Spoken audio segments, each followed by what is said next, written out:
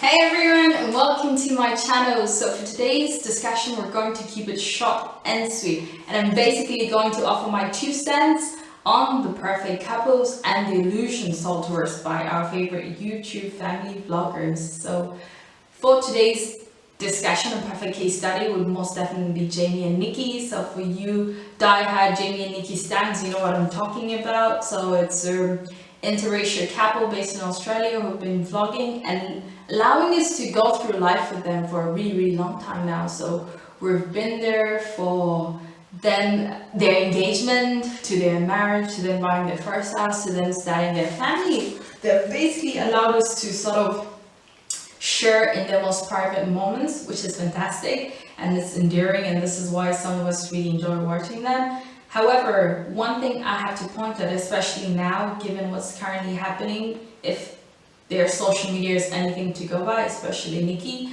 I think it's clear that they're having some couple problems and they're probably thinking about divorcing.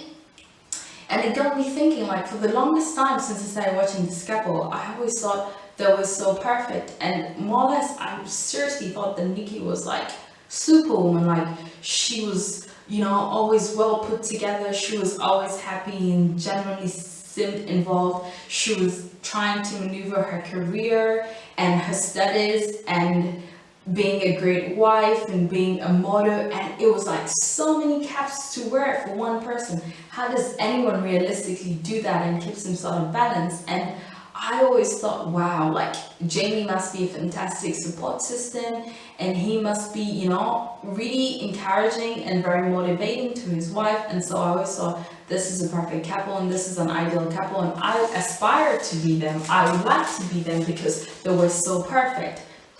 So when now, fast forward a few years later, and we see what's happening and how their relationships are actually playing out in such a negative light, it's quite sad. And I'm a bit older, maybe have a bit more experience, but can you imagine for young people who are still very impressionable and don't know how real life couple situations work, it might be more harder to understand how it can happen. Like, obviously for us it's been like 2 months and then all of a sudden it's like something's happened. For them, when they're not vlogging and when we're not seeing 90% of their lives, which is not on camera, real life situations are happening. They're having real life conversations, real discussions, real arguments, and it's like, this is where true life happens. What we see on their YouTube channel, and this is not just them, this is all vloggers, for the most time we forget these are well scripted scenarios which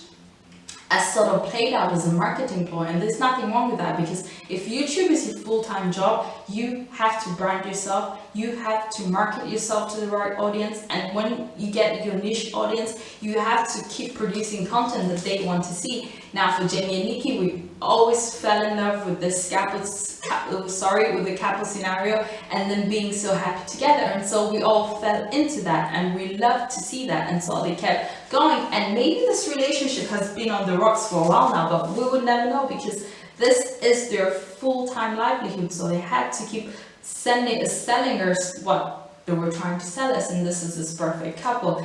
And this is where my message comes in. I think personally we should stop being so invested in other people's relationships.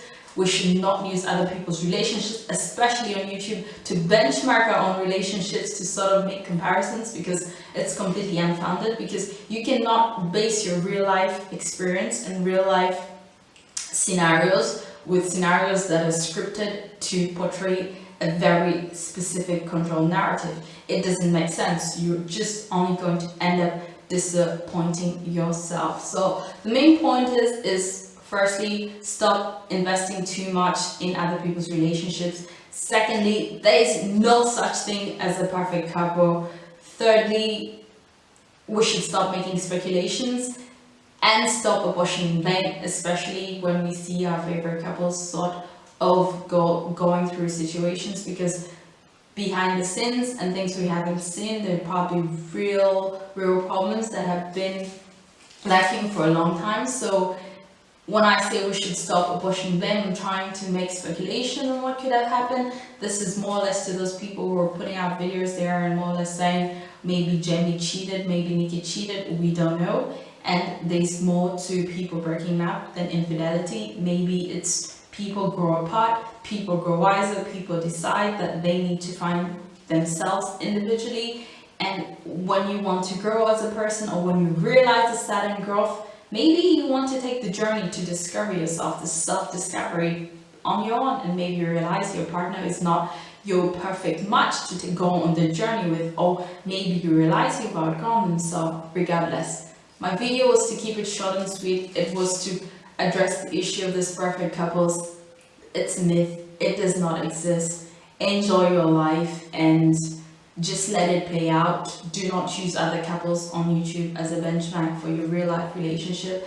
So yeah, that's about it. That was just my 2 cents on the situation. So if you want to keep listening to my commentary, just subscribe, comment, tell me how I can improve, and yeah, catch you later.